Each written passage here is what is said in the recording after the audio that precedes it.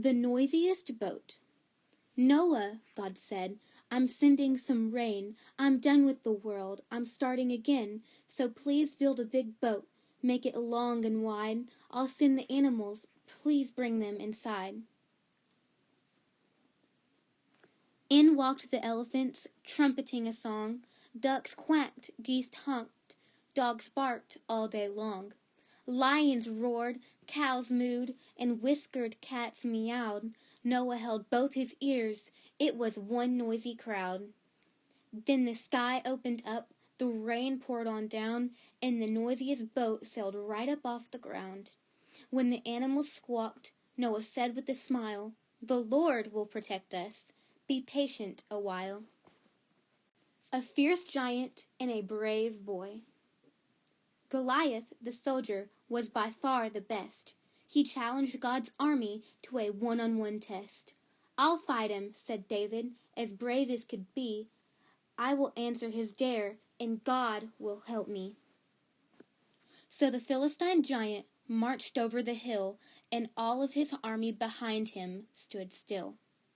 "Why, you're just a boy," he yelled. "Is this a trick? Have you come to do battle with stones and a stick?" "I'll fight in the name of the Lord," David said. Then he aimed his small slingshot at Goliath's head. The giant fell forward, his face hit the ground. God helped David bring his giant enemy down.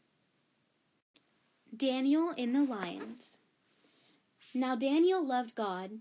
He would not pray to men, so his enemies had him thrown into the den. "Let your God protect you," they laughed. "If he can." They had no way of knowing that God had a plan.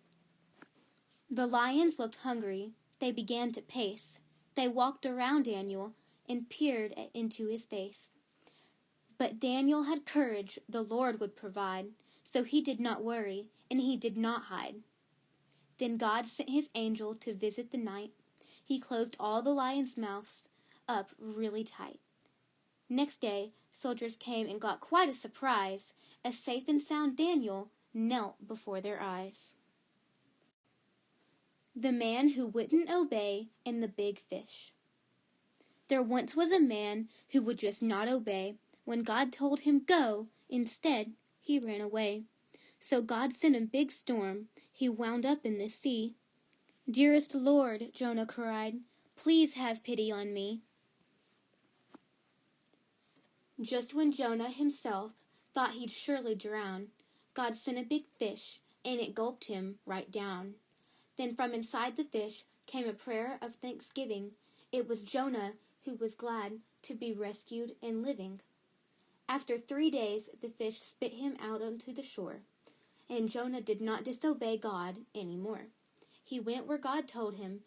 He did what he should, and the sinners he spoke to turned from bad to good. The night Jesus was born.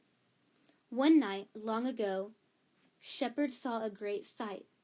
Angels appeared to them in a bright light.